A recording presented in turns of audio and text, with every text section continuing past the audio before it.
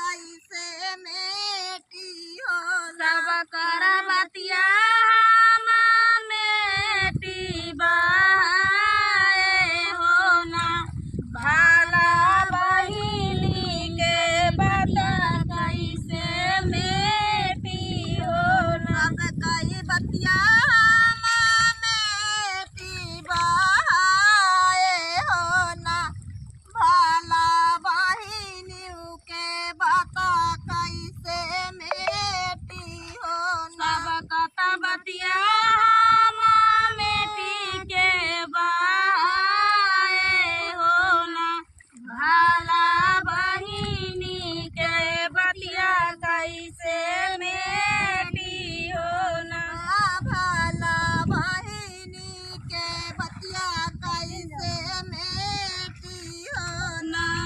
भाला बहिनी के बतिया कैसे मेटी हो ना अधिक रतिया ही पछलाई पहरावा हो ना रामा ठोकै गोपी सवारी बांगलवई हो ना आदि की रतिया गोपी पाछावाई पहरावा हो ना गोपी सवारी ठोकती बांगलवई हो ना सवारी आदि की रतिया गोपी पिछला पहरावा हो ना रामा ठोकै सावर की बांगलवा हो ना रामा ठोकैला गई सवार दरवा जावई हो ना रामा ठोकै गोपी गई के वरवा हो ना कि तू आया भला कुकुरा बिलारी आई हो ना भला कि तू बाबा कई पहारू आई हो ना तू आई कुकुरा बिलारिया हो ना तू बाबा कई पहारुआ हो ना तू आया भला कुकुरा बिलारी आई हो ना रामा की तू बाबा कई पहारू आई हो ना तू भाला कुकुरा बिलारिया हो ना रामा की बाबा कई पहारुआ हो ना आया रे कि तू बाबा कई पहारू आई हो ना यार की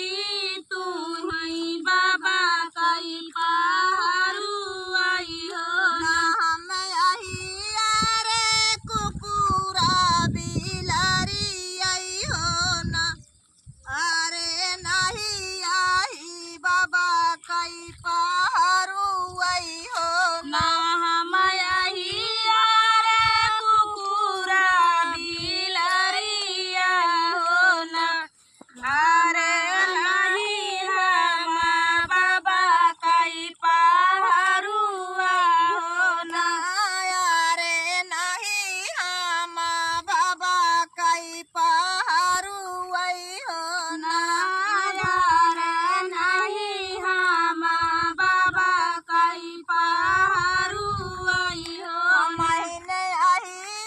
रे वही गोपी चांदा हो ना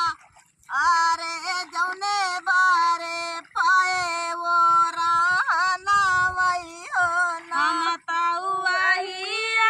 रे वही गोपी चांदा हो ना